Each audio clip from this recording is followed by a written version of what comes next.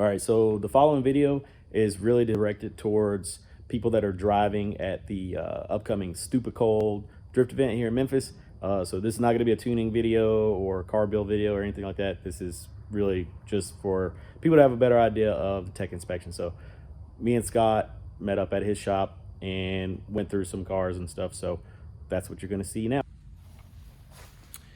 Hey guys, Scott with Grip Royal here. We are going to do a video of what to go over on your car for technical inspection pre-drift event. I've got Forrest from Full Tune in the shop today, and he is going to be the person at Stoopicold who is actually doing the tech inspection. So you need to try and abide by everything that we're going to discuss, and these are not all things that will be make or break situations as far as Stoopicold event goes, but these are all things that we would recommend that you do and have checked and corrected on your car if you're going to attend any event anywhere. So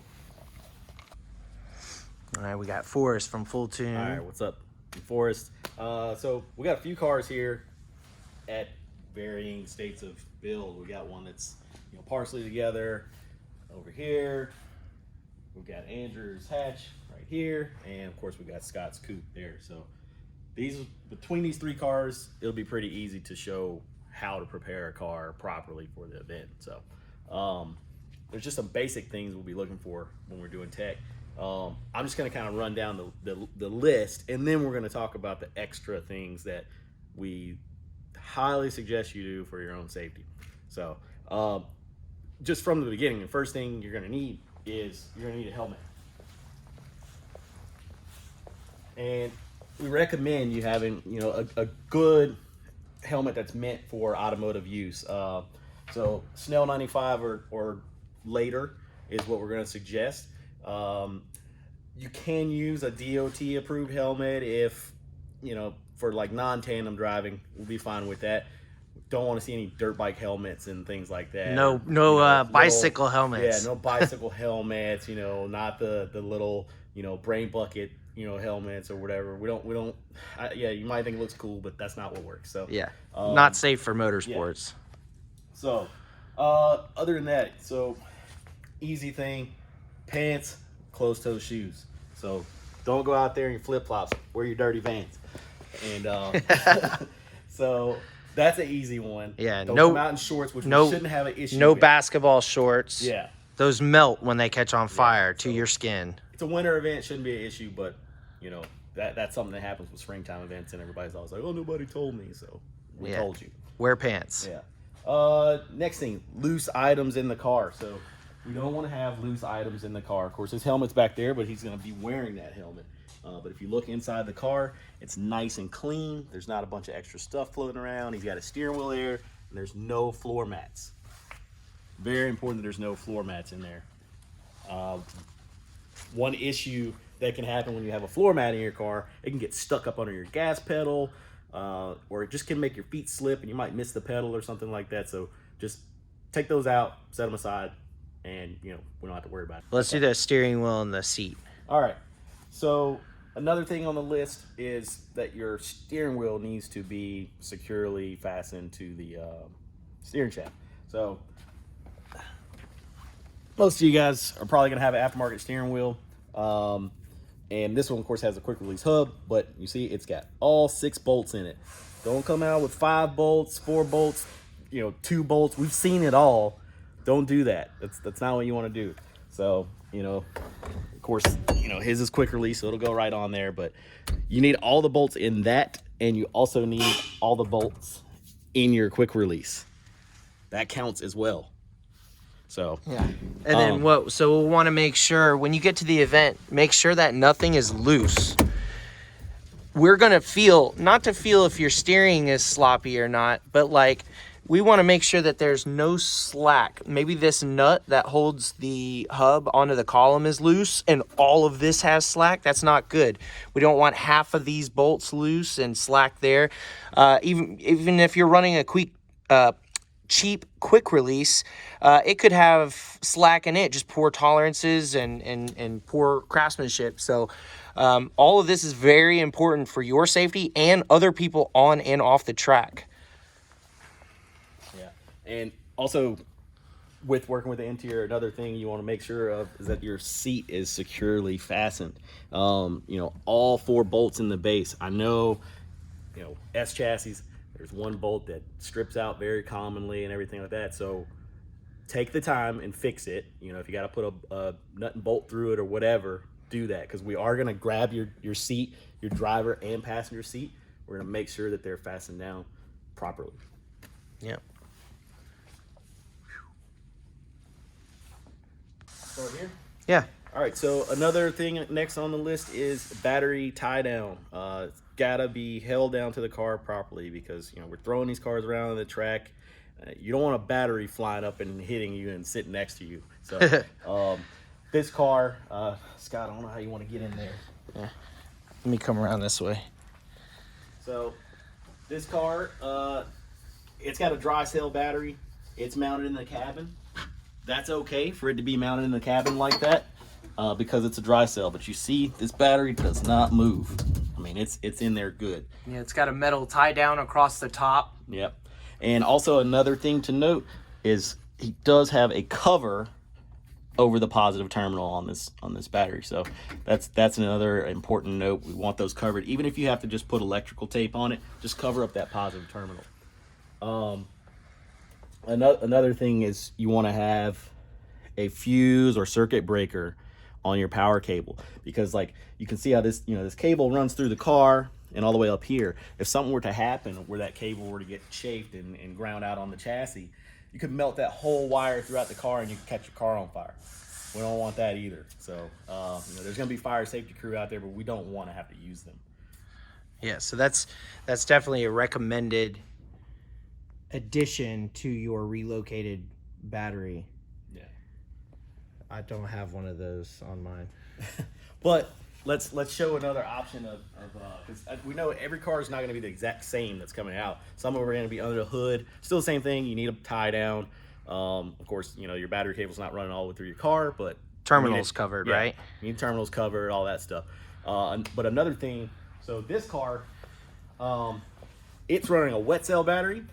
So it needs to have a sealed battery box that is vented to the outside. So that's why Scott has this kind of box in his car, because with a wet cell battery, it can actually explode or something like that. So we want to make sure that it's sealed away from the cabin.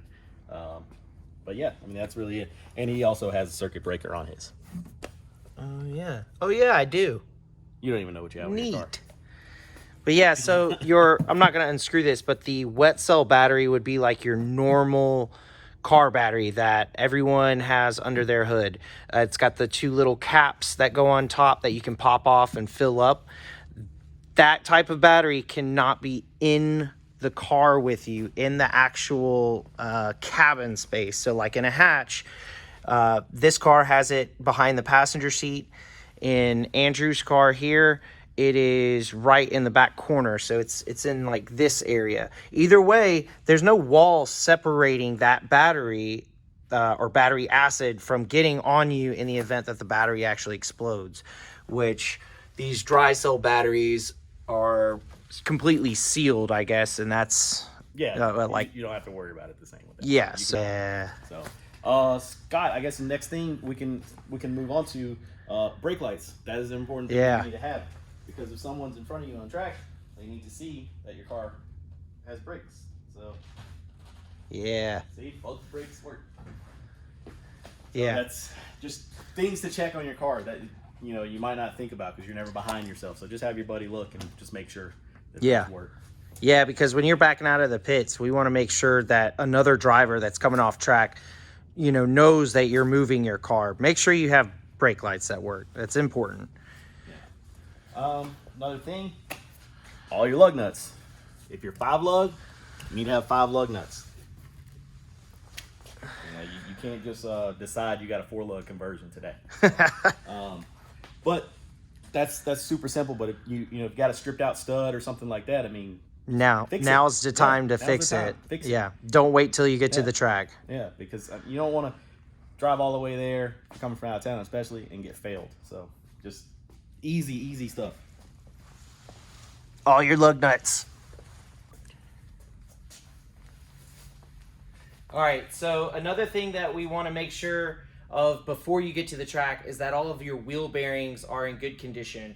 To do that, you're going to actually have to raise the car up and get the load off of the wheel, but you're going to want to wiggle your wheel from the top, put your hand on the top and the bottom, and just see if you have any kind of play. You're feeling for like a click or a clunk of some sort in the wheel bearings where the hub mounts.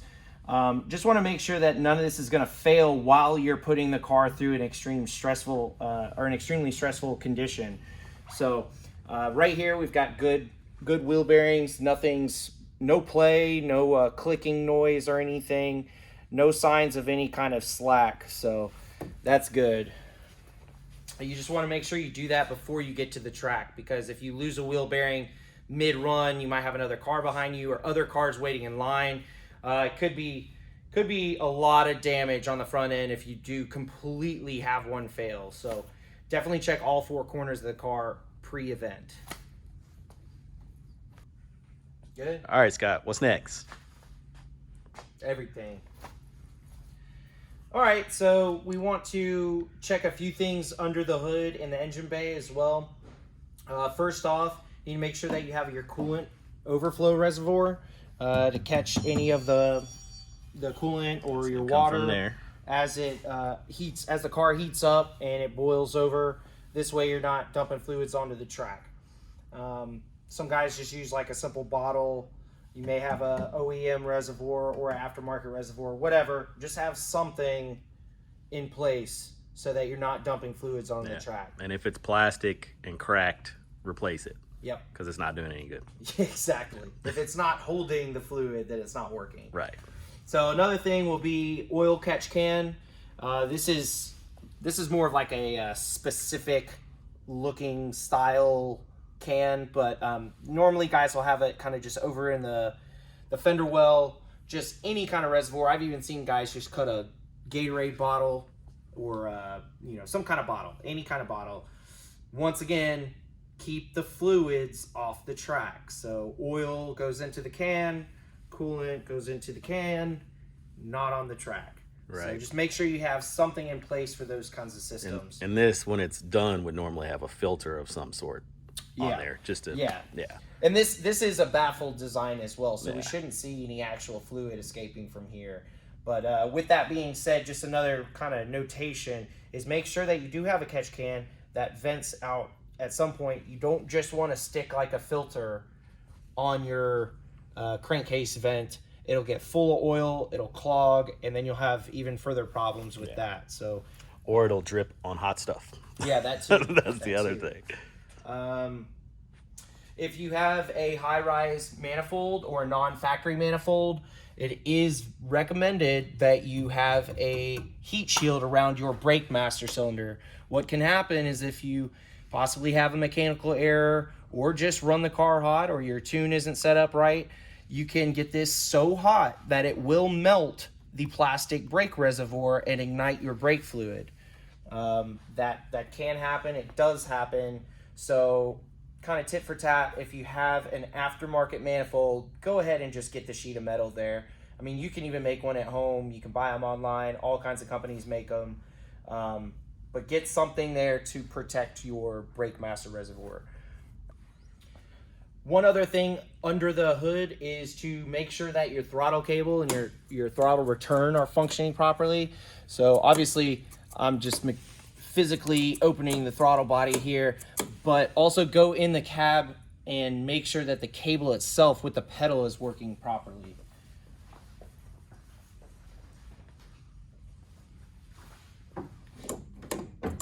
So we got all the way down and all the way off, so full return. No resistance, nothing's tight or out of place.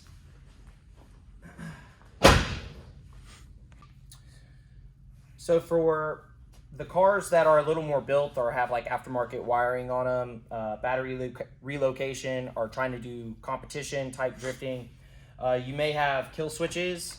There's a kill switch on this car on the cowl. You can see there's also a kill switch in the dash and on the interior for the driver. So this kill switch inside of the car is for the driver to hit from the driving position. This kill switch on the cowl is if the driver is stuck inside of the car and someone runs up to the car from the outside. So there needs to be some kind of identifier that points and allows someone to know in an emergency situation where your kill switch is. This car is still mid-process in the build, so I think we took the stickers off, but we'll end up with some kind of like big red arrow that says kill switch or here, kill switch here, something like that. So just make sure if you do have kill switches to go ahead and have some kind of identifier on them in case of that emergency situation, which is exactly what you installed them for. No point in having them if nobody knows where they are. Not gonna help. Yeah. All right. So we just went over the basic tech sheet. It's really straight and to the point, but there also are going to be other issues that your car could have when it shows up. Just in general, if you think that it's going to be a problem, fix it. If your car is messed up. All right, so that's just, it's that simple. It. So you think it's something questionable, just fix it. If your windshield is completely smashed to the point where you can barely see out of it, just spider web cracks all the way across it, fix your windshield. If you got one little crack in the corner, nobody's gonna really, we're not gonna ding you on that. But if it's something that's affecting the safety of you as a driver and also the other drivers and crew, that's when it's gonna be an issue. So anything that falls under that of your safety, other driver safety, and the crew's safety, you need to fix. Yeah. Agreed. I don't know how we forgot to put this in the video, but you also got to have seatbelts. Factory 3-point harness, or not harness, but 3-point seatbelt, or you can have racing harnesses, but they got to be mounted to a harness bar. You can't have them just mounted to the back seat bolt or stuff like that. They got to be mounted properly. So that's just one thing we left out. So I wanted to put that in at the end.